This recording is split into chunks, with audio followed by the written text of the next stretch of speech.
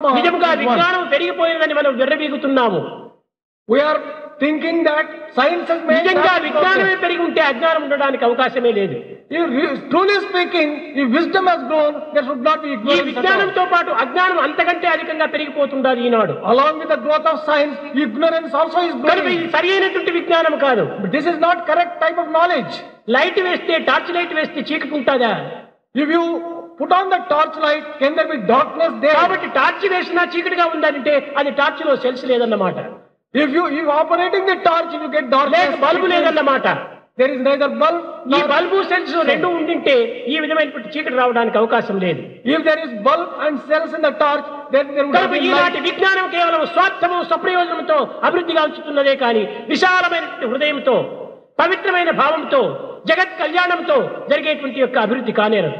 All the knowledge and all the growth of knowledge and science today is only used for selfishness. Therefore, it has not been able to remove ignorance. ఈ దేశం వారు ఆ దేశాన్ని భస్మం చేయాలని, ఆ దేశం వారు ఈ దేశాన్ని భస్మం చేయాలని ఇవి సద్భావముల.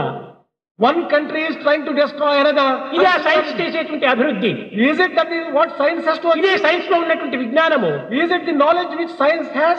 ఇది పరిపూర్ణ అజ్ఞానం. This is complete ignorance.